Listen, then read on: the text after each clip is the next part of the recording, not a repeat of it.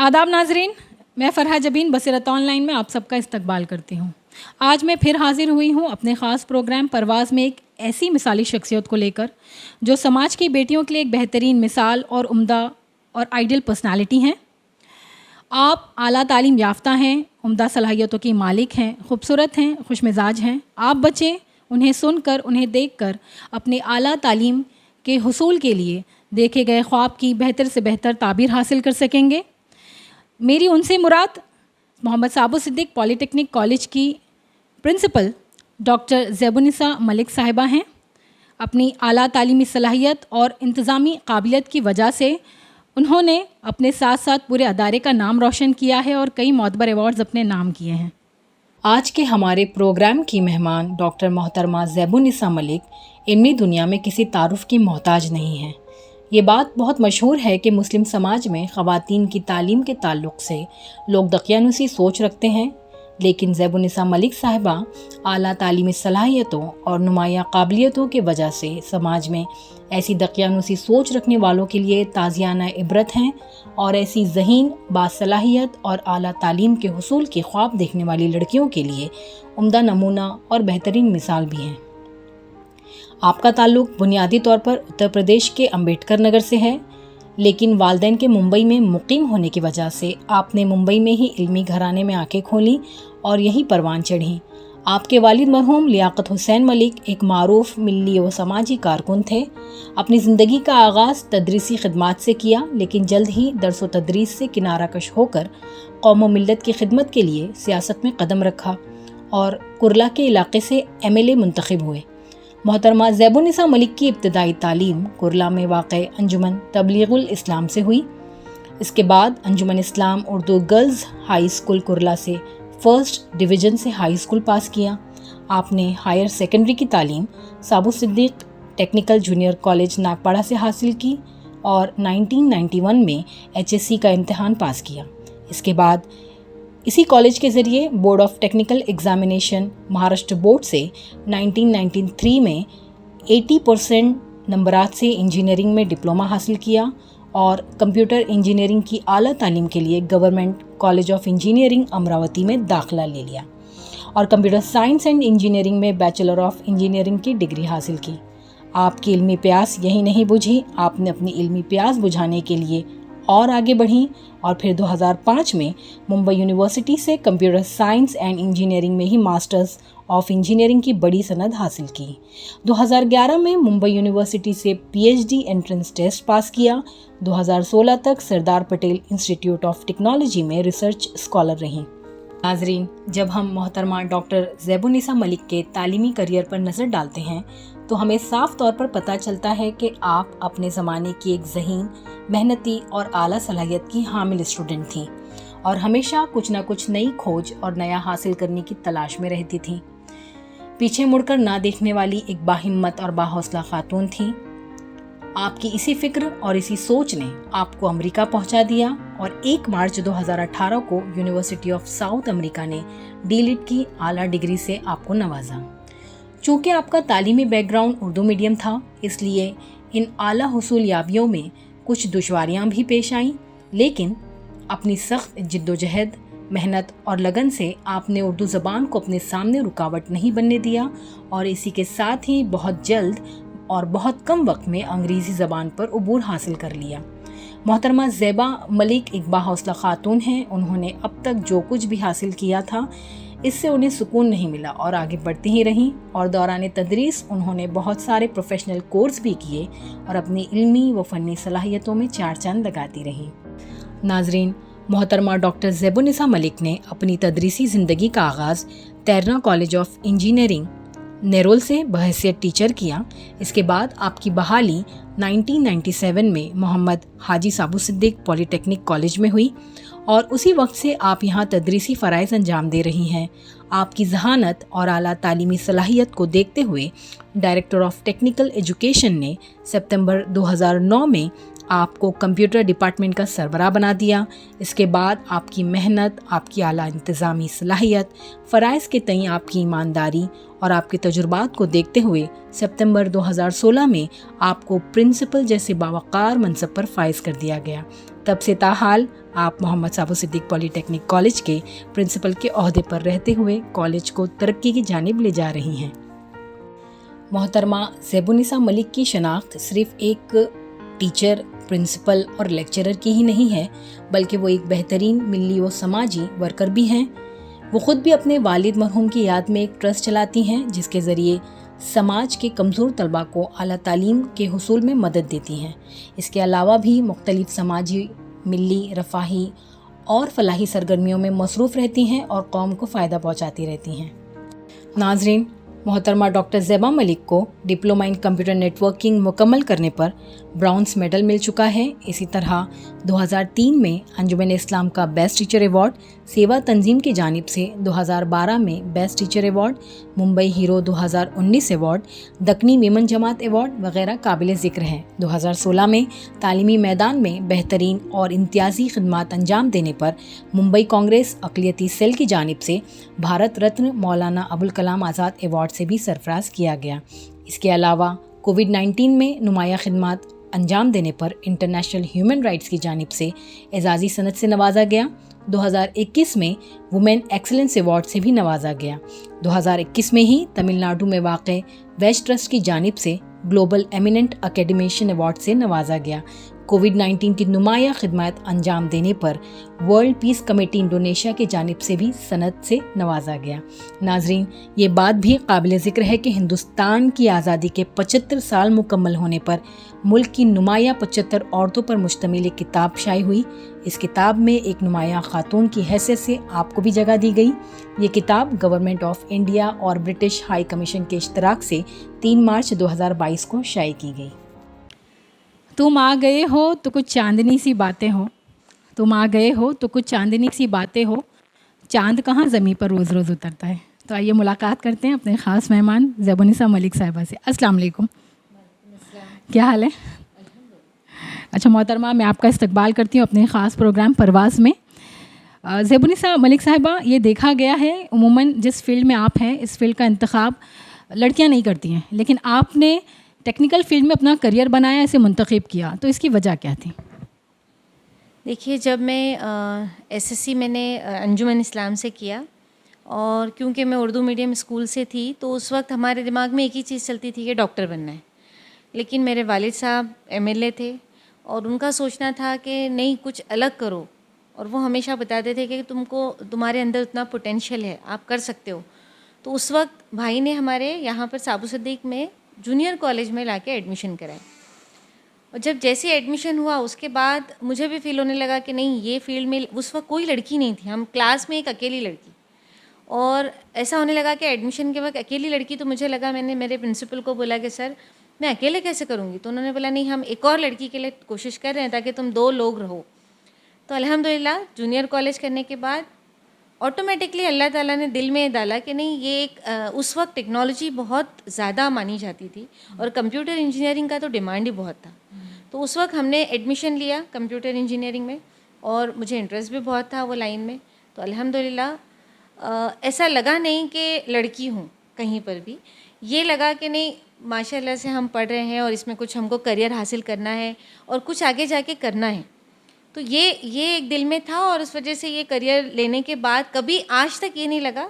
अब ये लगता है कि शायद अगर मैं डॉक्टर की फील्ड में जाती तो पता नहीं क्या होता, लेकिन मैं ये फील्ड में बहुत एंजॉय कर रही हूँ।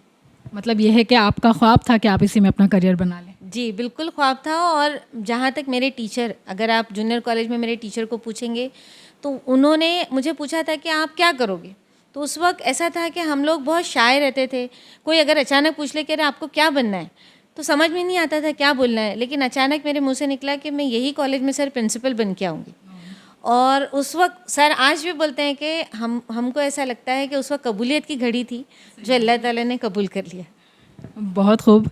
मोहतरमा, ऐसा है कि लड़कियां इस फील्ड में कैसा है, आप उनको कैसे मोटिवेट करेंगे, और ये कि अगर लड़कियां इस टेक्निकल फील्ड में आती हैं तो उनके लिए क्या स्कोप है, इस पर ज़रूर एक मुख्तसर से रोशनी डालें।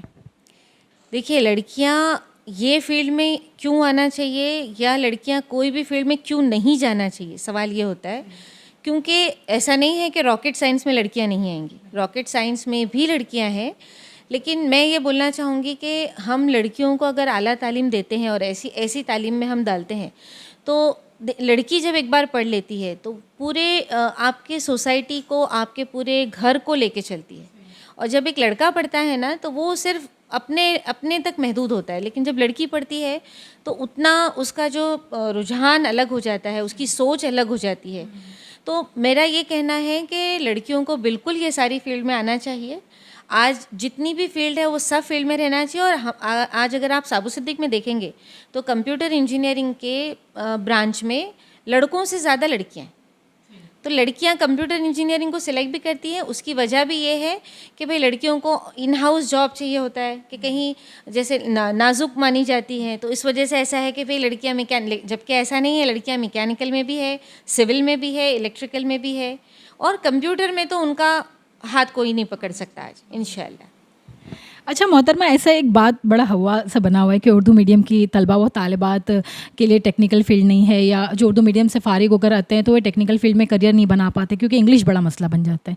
अब ऐसा है कि आप भी खुद उर्दू मीडियम से आई हुई हैं, तो ऐसा कभी आपको परेशानी हुई है? अपने तजुर्बात को आप ज़रूर बच्चों को बताएं ताकि वो मोटिवेशनल साबित हो। उसके अलावा ये कि अगर वो बच्चे आएँ तो अपने आप को कैसे कामयाब करें, जिस तरीके से आप कामयाबी के साथ इस कुर्सी पे बैठी हैं, तो इंशाल्लाह वो भी कामयाबी के साथ इस तरह की कुर्सी हासिल कर सकें। देखिए फ़राह, जहाँ तक मैं समझ रही हूँ उर्दू मीडियम का, तो ये देखा गया है कि उर्दू मीडियम के बच्चे ही टॉप कर रहे हैं। आज मेरे 25 साल के करियर में 25 साल में 25 बैच आउट हुए हैं, और उसमें ज़्यादातर उर्दू मीडियम के बच्चे हैं जिन्होंने टॉप किया है। तो उर्दू मीडियम से कोई प्रॉब्लम नहीं है, और मुझे नहीं लगता कि पेरेंट्स को ये सोचना चाहिए कि नहीं इंग्लिश पढ़ाएंगे तो ही बच्चे आगे जाएंगे। ऐसा नहीं है। उर्दू मीडियम के बच्चों में एक ये रहता है कि उनके अंदर एक जज्बा होता है कि किस तरह हम इंग्लिश बोलना शुरू कर दें, और उस वजह से वो इतना ज़्यादा पढ़ने लगते हैं और अच्छे से अपनी वोकैबलरी बढ़ाते हैं। तो कहीं पर भी उनको आगे चल के ये फील नहीं होता। हाँ, ये ज़रूर है कि स्टार्ट में थोड़ी सी तकलीफ़ होती है। उस तकलीफ़ में मैं बच्चों से एक मैसेज दूंगी कि आप लोग घबराना नहीं चाहिए। स्टार्ट में हर उर्दू मीडियम के बच्चों को तकलीफ़ आती है। उनको ये लगता है कि अरे हम समझ नहीं पा रहे हैं, हमको समझ में नहीं आ रहा है। लेकिन आप जितना प्रैक्टिस करेंगे, जितना आपके सराउंडिंग में ये सारी चीज़ें होंगी, तो आप अचानक ऑटोमेटिकली आप बोलने लगेंगे। तो उर्दू मीडियम से इसका कोई ताल्लुक़ नहीं है, टेक्नोलॉजी का उर्दू मीडियम से कोई ताल्लुक़ नहीं है। उर्दू मीडियम के लोग भी उतना ही आगे जाते हैं। जैसे मैंने डिप्लोमा किया, डिग्री करने के बाद मैं यहाँ पर जब लगी तो मुझे गवर्नमेंट के जॉब में ये था कि आपको मराठी भी देना पड़ेगा, और क्योंकि हम अंजुमन से पढ़े थे उस वक्त हमने मराठी नहीं लिया था, पर्शियन लिया था। तो मैंने यहाँ रह के मराठी पढ़ के मराठी एग्ज़ाम भी दिया क्योंकि ये रिक्वायरमेंट थी। तो ये आज हमारी रिक्वायरमेंट है। अगर हम उर्दू मीडियम से महाराष्ट्र में तो हमको मराठी भी पढ़नी पड़ेगी, क्योंकि मराठी आज यहाँ की हमारी लोकल ज़बान हो गई है, तो वो भी हमको पढ़ना है। तो इसलिए मैं बच्चों को ये बोलूँगी कि कोई भी चीज़ से घबराना नहीं है, हमको जब आता है तो वो करना है। और मैंने मेरा एमई मास्टर्स मेरे जॉब पे रहते हुए कंप्लीट किया विजेटीआई से। उसके बाद मैंने पीएचडी सरदार पटेल में पीएचडी किया। ऑटिज़म पे मैं पीएचडी कर रही हूँ। थोड़ा साइकोलॉजी और टेक्नोलॉजी को लेके मैंने मेडिकल साइंस पे एक मॉडल बना रही हूँ मैं। तो वो चीज़ें देखने के बाद ऐसा कभी भी फील नहीं हुआ कि हम उर्दू मीडियम से या हम किसी से कम हैं। मैं यूएस में 2 साल थी, तो यूएस में भी मुझे ये कभी फील नहीं हुआ कि मैं उर्दू मीडियम से हूँ या हम किसी से कम है, बल्कि हर जगह हम हाथों हाथ लिए गए। तो इसीलिए ऐसा कभी नहीं लगा। बच्चों को मैं एक ही बात बोलूँगी कि मीडियम ऑफ इंस्ट्रक्शन का कोई इम्पोर्टेंस नहीं है। एक ये कि म्यूनसिपल में भी बच्चा पढ़ के उसके अंदर काबिलियत है तो वो बहुत आगे जाता है। तो स्कूल का भी कोई बड़ी बात नहीं है, आपके अंदर कितनी काबिलियत है, आप कितना आगे जा सकते हो, आप कितना मेहनत कर सकते हो। सबसे ज़्यादा हार्ड वर्क करना है। तो मैं अभी फेसबुक पे एक पोस्ट मैंने डाला था कि जो हार्ड वर्क करता है वो इंटेलिजेंट लोगों से भी ज़्यादा इम्पॉर्टेंट होता है, इसलिए क्योंकि उनका हार्ड वर्क ज़्यादा काम आता है। इंटेलिजेंस आज अल्लाह ने हर किसी को दिया है, लेकिन वो अप्लाई नहीं करते। तो अप्लाई करेंगे आप तो आप बहुत आगे जाएंगे। मतलब ये कि आपकी बातों से मुझे ये बात बहुत क्लियर हुई कि बच्चों को ये बहुत साफ़ पैगाम है कि ज़बान पे अबूर हासिल करना भी बहुत ज़रूरी है। ये आप बच्चे ज़रूर इस बात को पिक करें। उसके अलावा ज़ेबा मैडम, ये कि आप यहाँ की माशाल्लाह प्रिंसिपल हैं, तो मैं ज़रूर चाहूँगी कि आप ऐसे बच्चे जो एसएससी से फ़ारिग हो रहे हैं और अच्छे परसेंटेज ला रहे हैं, या 12th के बाद फ़ारिग हो रहे हैं और अपना करियर जो है वो टेक्निकल फील्ड में बनाना चाहते हैं, तो वो साबु सिद्दीक में एडमिशन के लिए क्या प्रोसेस है, कैसे करना होगा, इस पे ज़रूर आप तफसील से बताएं। देखिए फ़राह, जैसा कि साबु सिद्दीक एक ब्रांड है, साबु सिद्दीक एक बहुत बड़ा नाम है, और हमारी खुशकिस्मती है कि हमको अल्लाह ने यहाँ पर लाके बिठाया है, हम कुछ खिदमत कर पा रहे हैं। अंजुमन इस्लाम का एक बड़ा अदारा है ये, और हमारे यहाँ साबो सिद्दीक में एडमिशन लेने के लिए जैसे लोग पहले बोलते थे कि बहुत ज़्यादा परसेंटेज चाहिए, आज भी परसेंटेज ज़्यादा है, लेकिन हमने क्या किया है कि जैसे ही हम बहुत अच्छे बच्चों को लेते थे, उसके बाद हमने ये सोचना शुरू किया कि क्यों ना एवरेज बच्चों के लिए भी कुछ लाया जाए, क्यों ना ड्रॉप आउट बच्चों के लिए भी कुछ लाया जाए, क्योंकि उनकी भी ख्वाहिश है, तमन्ना है, पढ़ना है। तो हमने साबो सिद्दीक में डिप्लोमा कोर्सेज़ रखा है जिसमें एडमिशन लेना बहुत आसान है। 80% अबव अगर आपका परसेंटेज आता है तो आज देखिए सबसे अच्छा माइनॉरिटी को स्कॉलरशिप है। जैसे हमारी फ़ीस है 11,000 एडेड की, आपको 80% अबव आता है तो आप गवर्नमेंट के कोटे में एडमिशन लेते हो और उसमें आपकी फ़ीस है सिर्फ 11,000। उसमें से भी माइनॉरिटी स्कॉलरशिप में आपको 5,000 मिलती है, तो सिर्फ 6,000 भरना है। अब आप सोचिए इससे सस्ता कोई भी कोर्स नहीं है, जबकि 3 साल में आप अपने पैरों पे खड़े हो जाएंगे। 18,000 में आप डिप्लोमा करके अपने पैरों पे खड़े होंगे। और ये चीज़ हम जब बच्चों को बताते हैं कि आपका अगर परसेंटेज अच्छा आता है, 80 अबव आता है, तो आपको एडेड के कोर्सेज मिलते हैं।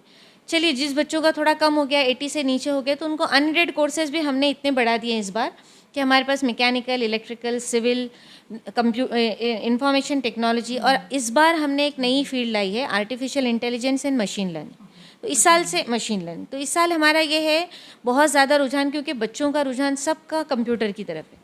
हर बच्चा चाह रहा है कि हम कंप्यूटर फील्ड में आएँ। तो हमको ऐसा लगता है कभी कभी कि अरे हमारे बच्चों को एडमिशन नहीं मिल पा रहा, अच्छे अच्छे बच्चे नहीं आ रहे। इस बार हमारा कट ऑफ 89 पे हमारा कट ऑफ था, 89 से 98 तक हमारे बच्चे आए हैं कंप्यूटर की फील्ड में। तो ऐसा लग रहा है कि हमारे कुछ बच्चे ऐसे हैं जो बेचारे नाखुश हो जा रहे हैं, फिर दूसरी कॉलेज पकड़ लेते हैं क्योंकि उनको नहीं मिल रहा है। और ये एक एडेड कॉलेज है माइनॉरिटी का, पूरे बम्बई में एक ही कॉलेज है जो माइनॉरिटी का एडेड कॉलेज है, जिसमें मुस्लिम बच्चों का 50% रिजर्वेशन है। तो उनको परसेंटेज के अलावा माइनॉरिटी का भी बेनिफिट मिलता है, स्कॉलरशिप का बेनिफिट मिलता है।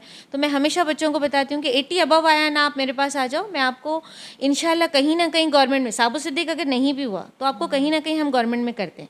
हम सिर्फ साबो सिद्दीक के लिए नहीं करते, हम हर बच्चों को यहाँ पर गाइड करते हैं। जो बच्चा एसएससी 12th 10th कर लेता है उसके बाद उसका करियर गाइडेंस के प्रोग्राम्स करते हैं हम। उसके बाद हम उनके काउंसलिंग सेशन रखते हैं, उसमें उनको बताते हैं कि आपको जो भी फील्ड में जाना है, लेकिन आपकी ये होना चाहिए कि मुझे जो भी फील्ड में जाना है उसमें एक्सेल करना है। क्योंकि अगर आप फील्ड में जाने के बाद नहीं करोगे तो वो फील्ड का मतलब ही नहीं। आपको वहाँ जाने के बाद ये होना चाहिए कि भाई मुझे इसमें बहुत अच्छा होना है, तब जाके मुझे आज आगे उसका एडवांटेज होगा। तो साबो सिद्दीक एक ऐसी चीज़ है जहाँ पर हम एवरेज बच्चे भी लेते हैं, हाई स्कोर के बच्चे भी लेते हैं। जो बच्चे ड्रॉप हो जाते हैं, जैसे 10th फेल हो गए, अब वो क्या करेंगे?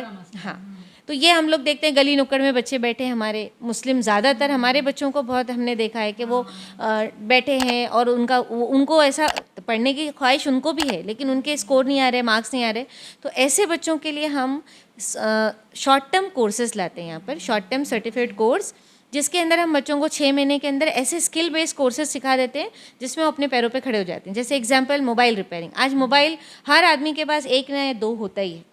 अब मोबाइल रिपेयरिंग की अगर आपको अच्छी शॉप मिले, अच्छा जगह मिले जहाँ पर मोबाइल रिपेयर होता है, तो हमारे बच्चों को हम 6 महीने में mobile repairing, laptop repairing, hardware networking, then उनको हम प्लम्बर, देन इलेक्ट्रीशियन, ये सारी कोर्सेज हम यहाँ पर कराते हैं। गवर्नमेंट के कोर्सेज हैं, हमारा ITI भी है, ITI के अंदर भी हमारे टर्नर, फिटर, ये सारे कोर्सेज हैं। हमारे पास हमारे board of vocational technical education की तरफ से भी कोर्सेज हैं।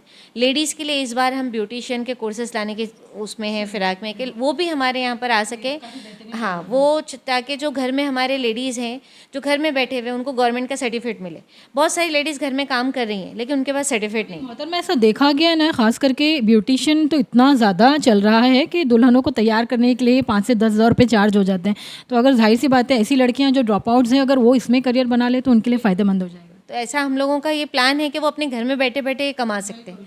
तो ये इंशाल्लाह इस बार हम वो कोर्स भी लेकर आ रहे हैं। तो ये बहुत बेहतरीन पहल रहेगी मैडम। अच्छा मैडम, ये है कि आप माशाल्लाह मुस्लिम ख़वातीन काफ़ी तरक्की याफ्ता हैं आप। मैं ज़रूर चाहूँगी कि आप मेरे चैनल के ज़रिए से हमारे कौम के बच्चों को पैगाम दें। होता यह है कि देखिए हमारे मज़हब में कुरान में सबसे पहला लफ्ज़ जो उतरा है हमारे लिए वही उतरी, इक़रा बिस्म रब्बिकल लज़ी ख़लक़। हमको खुदा ने कहा है कि पढ़ो, आप अल्लाह ने कहा पढ़ो, लेकिन हमारी कौम बहुत पीछे है, हमारे कौम के बच्चे बहुत पीछे हैं। तो मैं ज़रूर चाहूँगी कि आप मेरे चैनल के ज़रिए से उन बच्चों को, हमारे कौम के बच्चों को और उनके गार्जियन को, उनके पेरेंट्स को आप क्या पैगाम देना चाहेंगी कि ये कौम पढ़ लिख जाए? देखिए, पैगाम तो ये है कि जैसे हमारे अंजुमन का एक सबसे बड़ा स्लोगन चलता है कि लड़की पढ़ाओ लड़की बसाओ, लड़की बचाओ। तो हम ये हमारे पास 2 ऑर्फनेज है, हम लड़कियों को शादियां भी करके देते हैं उसके थ्रू। मैं बच्चों को ये बोलना चाहूँगी कि आपको पढ़ना है, पढ़ना ज़रूरी है। देखिए, ये नहीं है कि हम लोग बहुत ज़्यादा अच्छे परसेंटेज नहीं ला पा रहे हैं तो नहीं पढ़ना है, ऐसा नहीं है। हमको पढ़ना चाहिए। और मैं पेरेंट्स से ये रिक्वेस्ट करूँगी कि लड़के और लड़कियों में तफ़रक़ा ना करें। ये ना सोचे कि भाई लड़के को मैं इंजीनियरिंग में डालूंगी, उसकी फ़ीस भर सकती हूँ, लेकिन मैं लड़की की नहीं कर सकती हूँ, वो तो दूसरी जगह जाने वाली है। तो नहीं, ऐसा नहीं सोचना चाहिए जी। तो ये सोच नहीं होना चाहिए, इसलिए कि अगर आप ऐसा करती हैं तो गलत है, लड़कियों के साथ नाइंसाफ़ी है। और आज देखा जाए तो लड़कियाँ माशाल्लाह से बहुत अच्छा पढ़ती हैं। उनको अगर आप अच्छी तरह तरबियत देंगी तो आज वो बहुत आगे जाएंगी। और हमारे लड़के भी बहुत होशियार होते हैं। हमने वो देखा है कि हमारे यहाँ पर जब लड़के आते हैं अच्छे परसेंटेज वाले भी, या जो बोलते हैं ना बैक बेंचर्स बच्चे होते हैं, जो हमेशा मस्ती वाले हैं, लेकिन उनको अगर आपने कुछ एक टास्क दे दिया तो बराबर करते हैं। तो बस वही हमको उनके अंदर एक बोलते हैं ना हीरा तराशना होगा, हमको वो तराशना पड़ेगा। और माँ बाप अगर उसमें हमारे साथ खड़े रहेंगे तो हम हैं और माँ बाप हैं, अगर दोनों मिलके काम करेंगे तो इंशाल्लाह ज़रूर कामयाबी हासिल होगी। अच्छा मैडम, आप फ्रंट बेंचर थी या बैक बेंचर? मैं फ्रंट बेंचर थी। चलिए, बहुत अच्छा लगा मोहतरमा आपसे बात करके।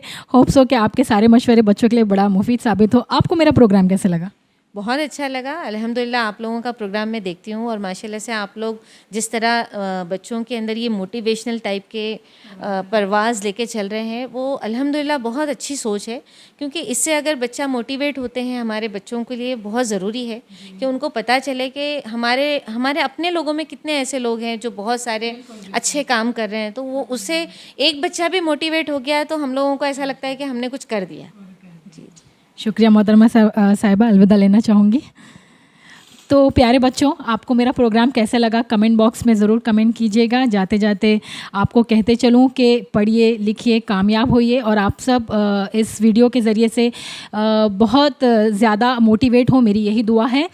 मेरे बसीरत ऑनलाइन चैनल को सब्सक्राइब कीजिए, लाइक कीजिए, शेयर कीजिए, कमेंट्स कीजिए, हमारे फेसबुक पेज को लाइक कीजिए, हमारे ट्विटर हैंडल को फॉलो कीजिए। शुक्रिया, खुदा हाफ़िज़।